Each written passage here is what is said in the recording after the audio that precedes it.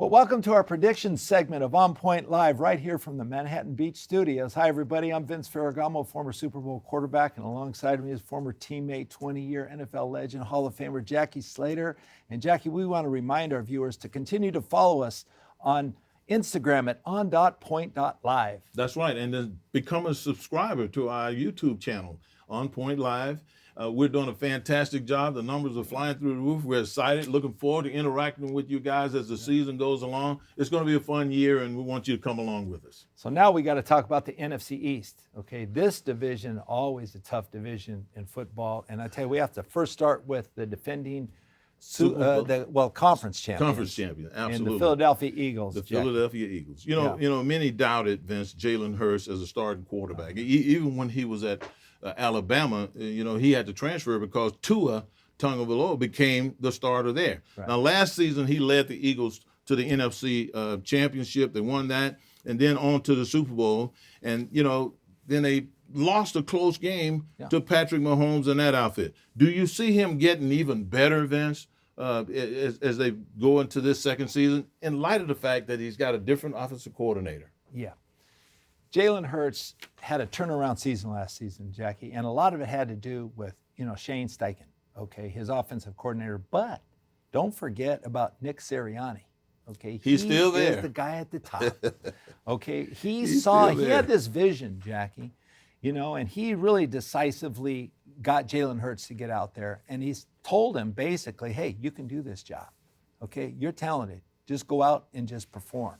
And, Jackie, they put a system in place that they were very effective. Now, they have the best offensive line in football. That helps a lot, Jackie. Absolutely. As you know. Number one rated. Don't forget that. They can run the football. When you can run the football, then they're all their RPOs. How about the short yards and goal line? How they just right in there. Just plow people out of there. Jackie, third and short, fourth and short, within inches. They're going to convert. They're never going to be denied. They weren't denied once, not even in the Super Bowl. Never going to be denied. Okay, so, I still think they're a quality football team, and I don't really think that even the new coordinator coming in is going to, affect them that much. But I still think this is a team to contend with. They're so talented in so many different areas. Yeah, but Vince, like many Super Bowl teams, there were defections, in the offseason. But the Eagles' strength is that on defense remains the front seven. Now, Howie Roseman, their general manager, did a fantastic job. How do you go from being in the Super Bowl, you lost it, to having draft picks where you can land the number 9th overall selection, Jalen Carter, defensive tackle. He replaced Javon Hargrave, who jackpotted up to the 49ers. Right. And then you get Nolan Smith with number 30th overall pick, an edge rusher. Both of these guys play championship caliber football throughout college. How does Rosen do that and come away, not feeling elated about it? Jackie, Howie Roseman has got to be a genius, Jackie, to not only go to a Super Bowl and then have 2 first-round draft picks and replenish what he lost in Hargrave.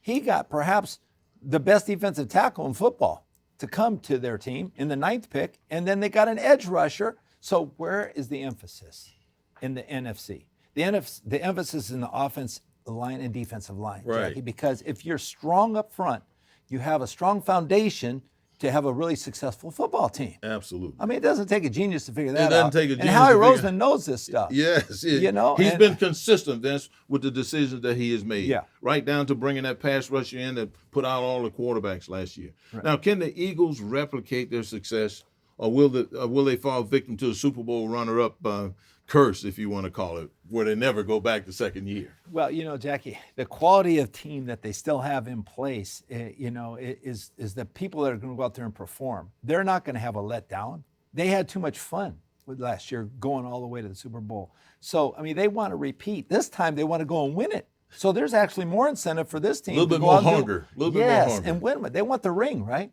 They want to get it. So I think they have everything's pretty much in place.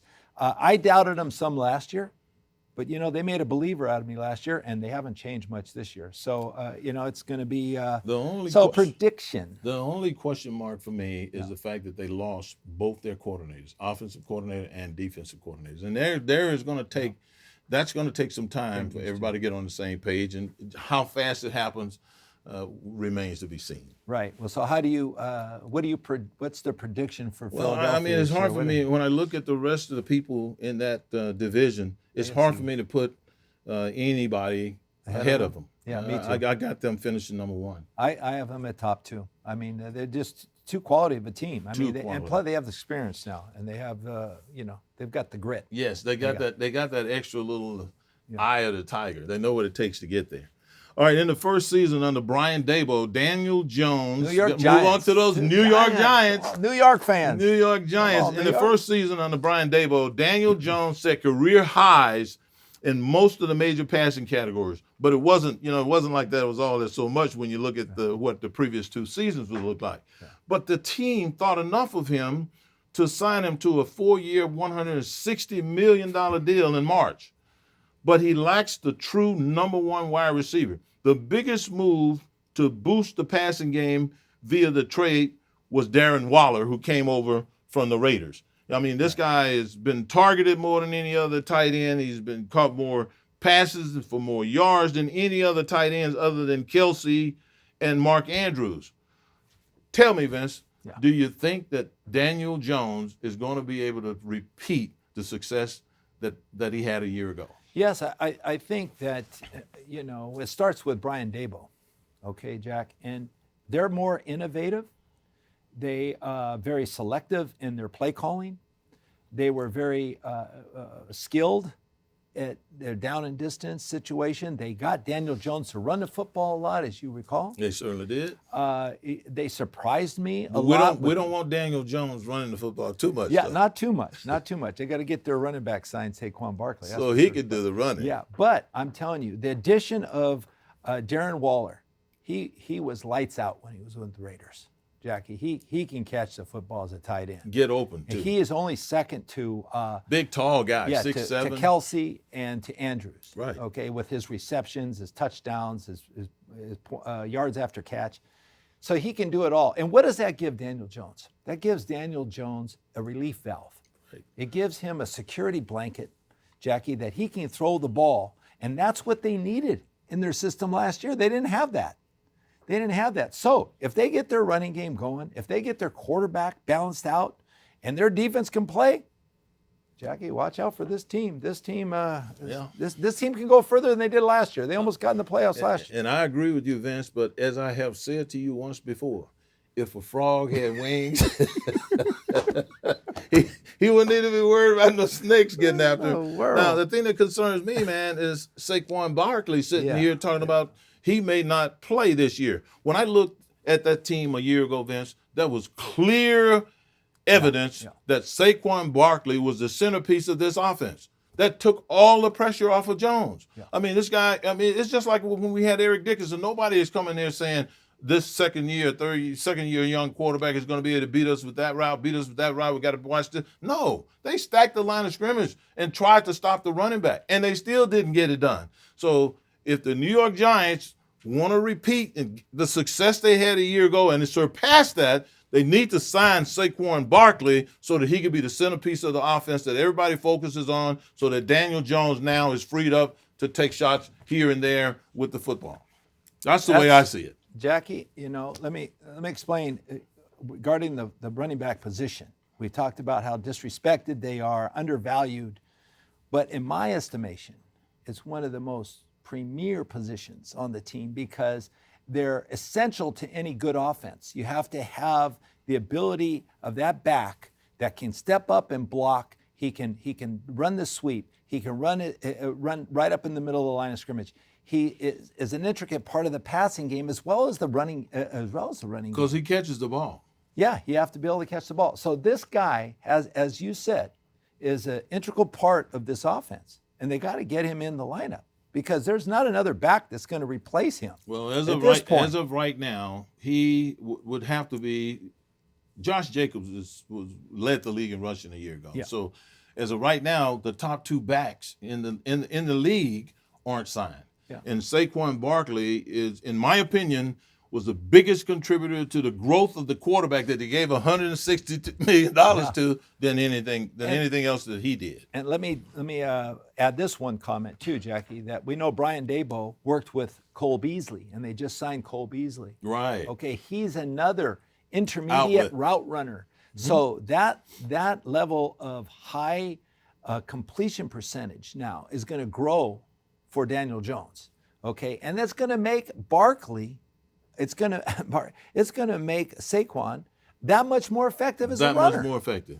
So they got to get him signed up for sure, Jackie. Let me ask you one question about the defense of the Giants, because that's where the key is. They're very Wink Martindale-like last year. Okay, they didn't have good finish, their whole defense, Jackie. What's this team going to do this year to change?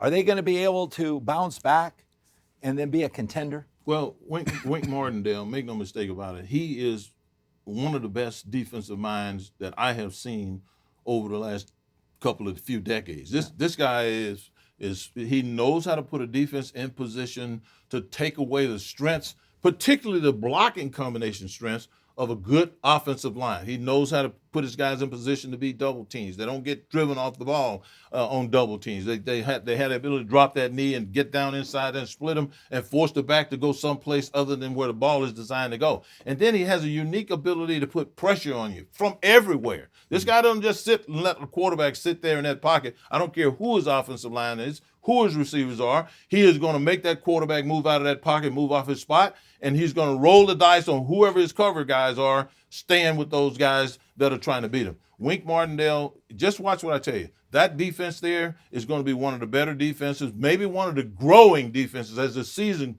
go along. They've added a couple of pieces, big old Ashawn Robinson that play with the Rams. He can plug a hole up in there, and a couple of other guys that they have. They've got some really talented defensive linemen there. And so with Wink Martindale having that kind of talent, I expect their defense to be much improved. Jackie, the Giants are really looking forward to getting into the playoffs.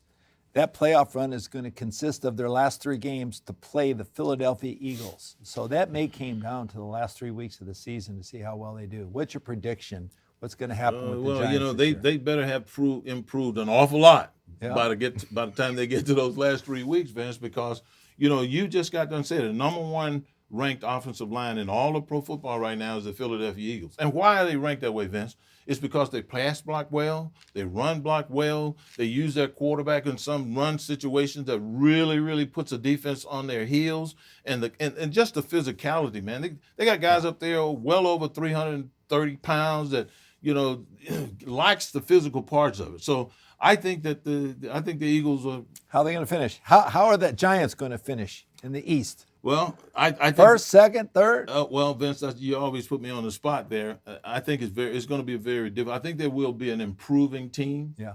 But it's hard for me to see them. It's hard for me to see them higher than 3. I think I'm going to take a leap out here. Okay. I'm going to say they're going to finish second, right behind the Philadelphia Eagles. So you think they're going to be better than Dallas? I think they're going to be better than Dallas. Yeah. Okay. And despite. And we'll talk about Dallas here in a few minutes, but I really think they're going to be second. So that brings us to the Cowboys, Jackie. Let me ask you a question. Mm-hmm. Dallas Cowboys let go of Kellen Moore. He went to the Chargers. He was their offensive coordinator. Jackie, what he did over a span of a couple years is the Cowboys averaged and boasted the number 1 red zone offense, okay? They also averaged more points than any other team in the league, almost 30 points a game. Oh, Jackie, that's a lot. And they average 132 yards a game on the ground rushing. Well, they're balanced, right? They had Dak Prescott, they got the whole thing. But Mike McCarthy, okay, and he had to hire Brian Schottenheimer, Marty's son. Offensive coordinator. Okay, as their coordinator. Mm-hmm. How much of an offensive drop-off is that going to be? And is Mike McCarthy going to be on the hot seat this year if he doesn't win? Absolutely not. Mike McCarthy is going to be nowhere near on a hot seat. I mean, Kellen Moore, he was a young, talented play caller and everything, but who do you think the offensive brain trust is? It's McCarthy. McCarthy is the guy that's been orchestrating the offense. He knows what he's running. He was to me, I was impressed with McCarthy from the standpoint that he allowed Kellen Moore to have as much reign as he did. But if you notice in critical times and critical situations, Kellen Moore wasn't looking out on the field. He was looking at McCarthy because McCarthy was orchestrating the offense that he wanted to run. So I think McCarthy is not going to be on the hot seat. And you know what? This football team in Dallas, Vince, they are very talented. I mean, they're just, if you go and look at a lot of prognosticators talking about the talent and ranking maybe the top 100 players, the Dallas Cowboys probably have 3 or 4 of the top 100 players in the National Football League. So with the talent that they have and the coaching that they have, I think the Dallas Cowboys, they're going to be a much better football team. Well, Jackie, the quarterback has to depend on his receivers. Okay, he's got CeeDee Lamb. Okay, newly acquired Brandon Cooks. Okay, they're going to add. But the key player that they lost, what surprised me more than any other change this year, was their tight end in Schultz. Okay, Dalton Schultz, Jackie, led the team in receptions. He led the team in yards. He led the team in touchdowns. I mean, he was a vital clock. I mean, Dak Prescott and him were just like, they were 1 and 2. That you couldn't do one without the other. I mean, is that going to hurt this offense moving forward? I mean, I mean, when you lose a security blanket like that, what's that mean to an offense? One other thing you forgot to mention is that he has 17 touchdowns. This guy led all receivers with touchdowns over that same period of time. I didn't think they would ever let him go. I didn't think so either, but players come and players go. Yeah. It's how you replace them and how you change things to compensate for their loss is what really, really matters. I think when you look at what Dallas has, as their offensive line has gotten better, it has improved. They got to get their number one right guard, his contract straight now, Zach Martin, because he's threatening holding out unless they pay him. But once they get that all situated, we have seen their offensive line over the last couple of years get better. And then, Vince, when you look at the defensive side of the ball, I mean, you got Michael Parsons. I was just going to ask you about their defense. This could be probably the best defense in the Diggs. NFC East, even in the NFL. You got Gilmore, defensive. Stephon Gilmore, they just traded. He was the Player of the Year a couple years ago. Defensive Player of the Year. I mean, you got. How about Michael Parsons? Michael Parsons. You got some stars on that defense, and they all make plays. Lawrence. These guys show up every week making plays, and they have Dan Quinn. Dan Quinn, he's the coach. He's a really good coach. He knows how to deploy those guys, puts them in position. I mean, Van Der Esch, the best off-ball linebacker in pro football, a lot of people feel. Yeah. So they're loaded. Jerry Jones now. This is the thing I like about Jerry Jones. Jerry Jones understands talent. I mean, he is not going to stand there and let his football teams be under-equipped with talent, especially at critical positions. Defensive line, secondary, offensive line. This guy's going to invest in that because he knows that that's what wins games. Why does he know? Because he played the game. Yeah. He played the game. He's had his nose blooded. Yeah. And so I am going to be watching the Dallas Cowboys and looking for a lot of improvement in this. I think the Philadelphia Eagles are special. But as we go down the stretch, if that quarterback gets hot and this offensive line gets to rolling with that defense, anything could happen. Well, Jackie, you probably make a lot of sense because I think this defense will pick up the slack for the offense. But, you're still going to have to score points to win in this league. So I think they're going to have a little drop-off with Dalton Schultz not being there. But, this is America's team, Jackie. And, they're going to be on primetime TV this year, 6 games. So is this something you look forward to watching each and every week? You're going to see a lot of the Cowboys on TV. Vince, America's game. I remember when I was in college, I coveted the thought of being drafted by the Dallas Cowboys. I think that would have been the coolest. Good thing you didn't go to Dallas. It's a good thing. But I mean, they just had so much sparkle, man. And the coach, Tom Landry, and everything. This is a great franchise, and Jerry Jones has done nothing but grow it, and it's a special team. I think America.